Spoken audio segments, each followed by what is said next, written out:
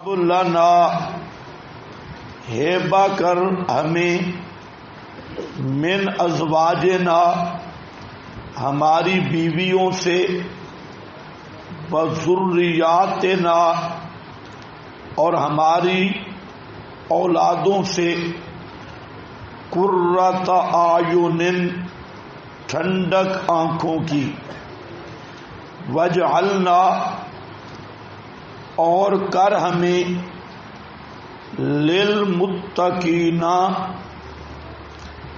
اماما واسطے متقیوں کے مقتدا اماما اجعلنا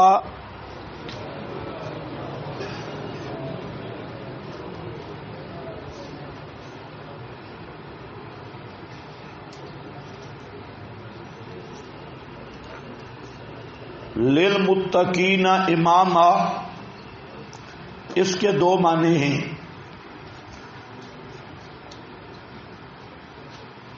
ساری لیٹیں لگا لو اور معنی سمجھو۔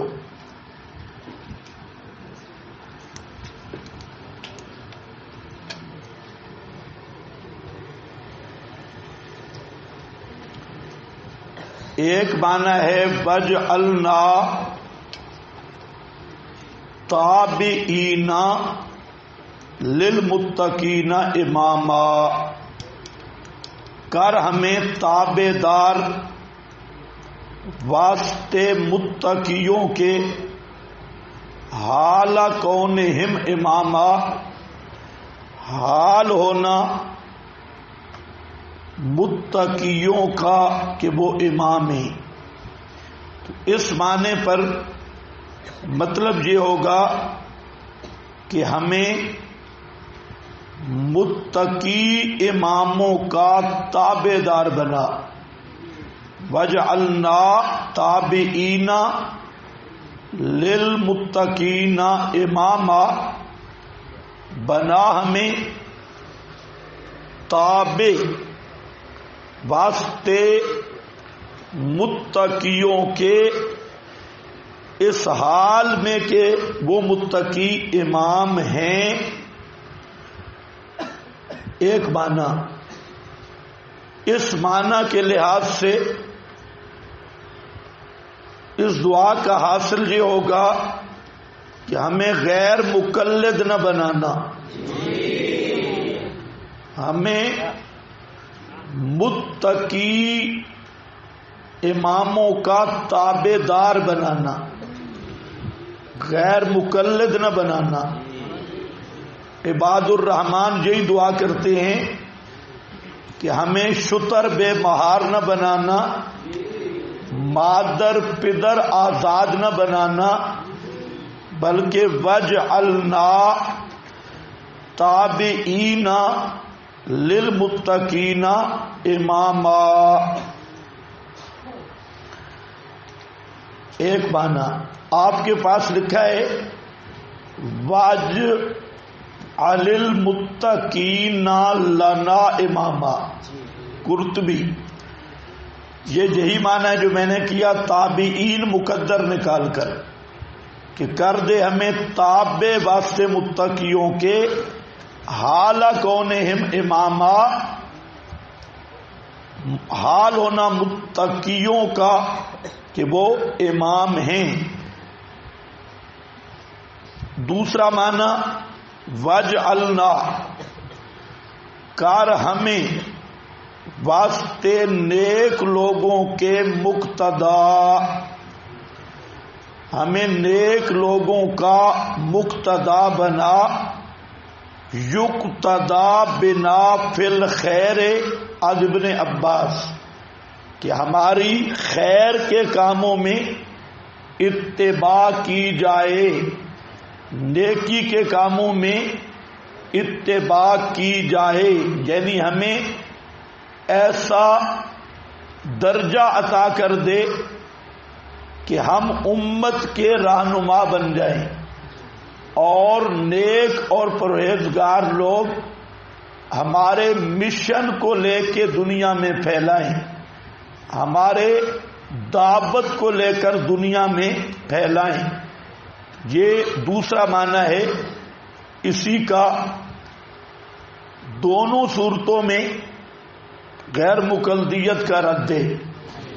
اب ذرا دیکھو، آپ کے پاس اس پر بہت سارے حوالے ہوں گے اور یہ مسئلہ تقلید کے دلائل میں خود درج کر لینا، مسئلہ ہو چکا ہے. اب یہاں پر حضرت عبداللہ، ہاں فائدہ نمبر 2 دیکھو، قدوۃً یقتدی بنافل، ہمیں متقیوں کا قائد بنا، امام بنا کہ ہماری اقتداء کی جائے خیر میں. وَهَذَا لَا يَكُونُ إِلَّا أَن يَكُونَ الدَّاعِي مُتَّقِيًّا قُدْوَةً. یہ دعا کوئی خطیب نہیں کر سکتا، کیونکہ خطیب نے جو دین کی سپلائی کرنی ہے تو وہ سپلائی ہے فیس پر. اس لیے آج کل یہ مسئلہ ہے کہ تاجر خطیب یہ چاہتے ہیں کہ ہم لوگوں کے مقتدا بنیں، لیکن مقتدا کیا کہ جہاں تقریر پہ جائیں تو روپے کے پیچھے لڑ کے آئیں تو ان کے دل میں ان کی کیا عزت ہوگی. پیسوں کے پیچھے لڑیں، بینکوں کا حوالہ دیں، جی یہاں جمع کرا دو فیسیں. اب ایسے لوگوں کے جو مقتدی ہوتے ہیں وہ بھی متقی نہیں ہوتے، وہ بھی شقی ہوتی ہیں. مقتدی تب متقی ہوں گے کہ خود قائد میں بھی قیادت ہو اور قائد میں بھی تقویٰ ہو. اگر قائد میں تقویٰ نہیں تو اس کے تابعین میں کیا تقویٰ ہوگا؟ اس لیے الا ان یکون الداعی متقیا قدوۃً، وہ خود نمونہ ہو. وَهَذَا هُوَ قَصْدُ الدَّاعِی، اور یہ داعی کا قصد ہے کہ یا اللہ مجھے نیک کر اور نیکوں کا امام بنا، مجھے خود تقویٰ دے اور متقیوں کا قائد بنا دے. یہ نہیں ہے کہ غیر محرم زنانیوں کو کندھے کے ساتھ بٹھا کے کہے کہ میں 5 لاکھ علماء کا قائد ہوں. وہ 5 لاکھ علماء کا قائد نہیں ہوتا جو غیر محرم کو کندھے میں بٹھا کے بیٹھے ٹیک لگوا کر اور بند کمروں میں خلوت صحیحہ کرے اور پھر یہ دعویٰ کرے کہ میں کیا ہوں، قائد ہوں 5 لاکھ علماء کا.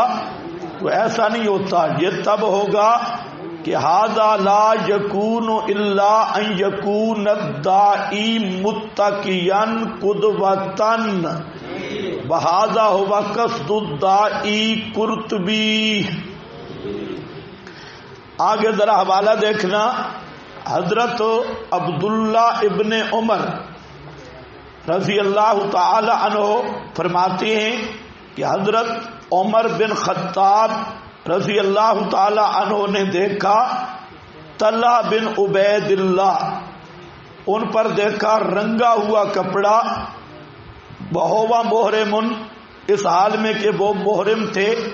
فقال عمر، حضرت عمر رضی اللہ تعالیٰ عنہ نے فرمایا ما ھذا الثوب المصبوغ یا طلحہ، اے طلحہ یہ رنگا ہوا کپڑا کیوں ہے؟ فقال طلحہ، انہوں نے آگے اپنا عذر پیش کیا.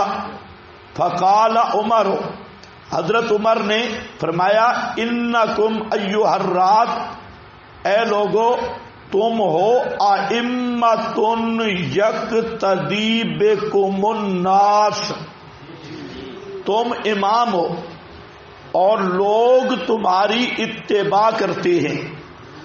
لوگ تمہاری کیا کرتے ہیں؟ اتباع. یقتدی بکم الناس فلو ان رجلا جاہلا رآ ھذا الثوب. اگر کوئی ناواقف آدمی اس کپڑا کو دیکھے لقالا وہ کہے گا کہ طلحہ بن عبید اللہ کان یلبس الثیاب المصبغہ، کہ وہ بھی رنگے ہوئے کپڑے پہنا کرتے تھے احرام میں، تو وہ بھی پہننا شروع کر دے گا. معلوم ہوتا ہے صحابہ میں بھی تقلید تھی، اقتداء تھی.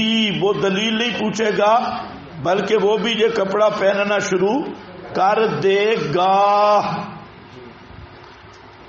اس لیے فرمایا خبردار فلا تلبسوا ایھا الرہط شیئا من ھذہ الثیاب، ایسے رنگے ہوئے کپڑے قطعا نہیں پہننے کی اجازت کہ لوگ تمہارا اقتداء کریں گے. اس میں جو دائی، یہ موطا امام مالک کی روایت ہے رقم 10 سے، تو اس میں ذرا غور و فکر کر لو کہ علماء کو اور مقتدا کو ایسی چیزوں سے پرہیز لازم ہے جس سے عامت الناس شبوں میں پڑ جائے. اس لیے یہ سب سے زیادہ احتیاط کا مقام ہے. اسی طرح حضرت سعد کا واقعہ لکھا ہے کہ یہ نکلے اور ابن سعید نے کہا کدھر نکلے، یعنی فی الصلاۃ، نماز میں، اور تجوز و خففا، انہوں نے نماز مختصر پڑھی اور ہلکی نماز پڑھی، رکوع سجود پورے کیے لیکن نماز مختصر تھی. وَإِذَا دَخَلَ الْبَيْتَ أَطَالَ فَقِيلَ لَهُ، جب گھر میں داخل ہوئے تو لمبی نماز پڑھی. ان کو کہا گیا فَقَالَ إِنَّا أَئِمَّةٌ يُقْتَدَى بِنَا، ہم امام ہیں، لوگ ہماری تقلید کرتے ہیں، اقتداء کرتے ہیں، اتباع کرتے ہیں. اس لیے وہاں لمبی نمازیں نہیں پڑھی تاکہ لوگ مشقت میں نہ پڑ جائیں. الزہد لابن المبارک 1468. حضرت عبداللہ ابن عباس نے اپنے بھائی عبید اللہ کو بلایا یوم عرفہ میں کھانے کی طرف. قال انی صائم، انہوں نے کہا کہ میں روزے دار ہوں. قال انکم ائمۃ یقتدی بکم، تم امام ہو، تمہاری اقتداء کی جاتی ہے.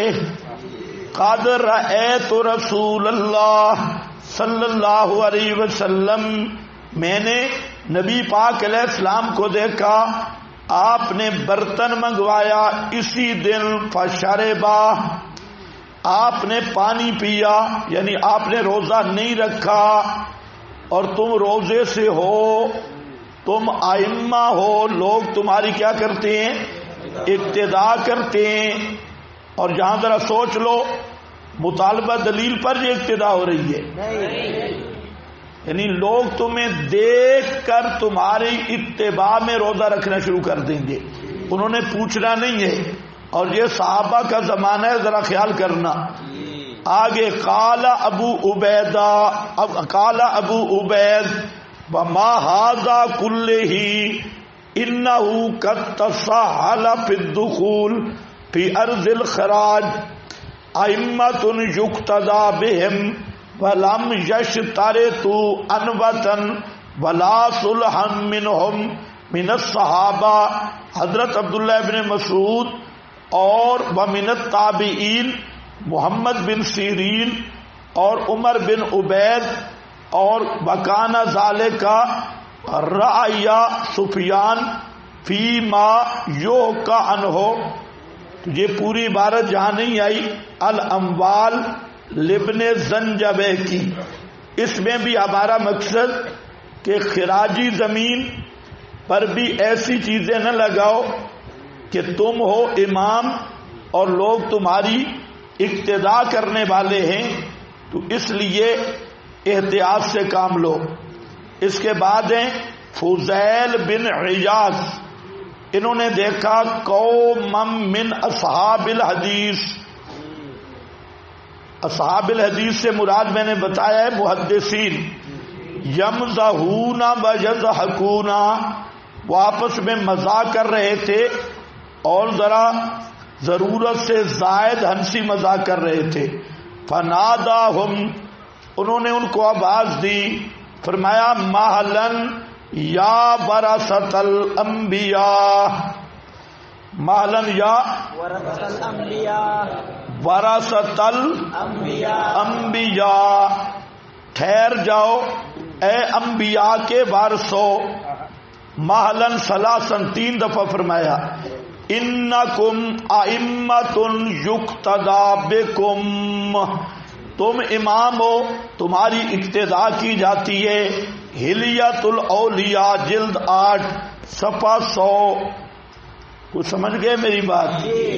آگے ہے کہ کہتے ہیں کہ لقد اعجبنی قول عمر بن عبد العزیز، عمر بن عبد العزیز کیا یہ قول مجھے بہت اچھا لگا، کیا ما احب ان اصحاب رسول اللہ صلی اللہ علیہ وسلم لم یختلفوا، کہتا ہے کہ میں نہیں پسند کرتا کہ نبی کے صحابہ میں اختلاف نہ ہوتا، اس بات کو میں پسند نہیں کرتا، لأنہ لو کان قولا واحدا، کیونکہ اگر ایک ہی قول ہوتا سب کا، کان الناس فی ضیق، لوگ تنگی میں پڑ جاتے، وَإِنَّهُمْ أَئِمَّةٌ يُقْتَدَى بِهِمْ، یہ صحابہ ایسے امام تھے جن کی اقتداء کی جاتی تھی، وَلَوْ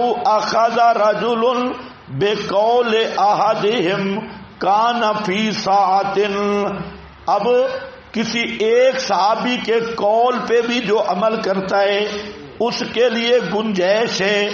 وقال ابو عمر، ابو عمر سے مراد یہی بزرگ ہیں جامع بیان علم والے، فرماتے ہیں ھذا فیما کان طریقہ الاجتہاد، یہ اقتداء اور یہ ایک کا قول لے لینا اور اس میں وسعت ہونا، یہ ہے مسائل اجتہادیہ میں۔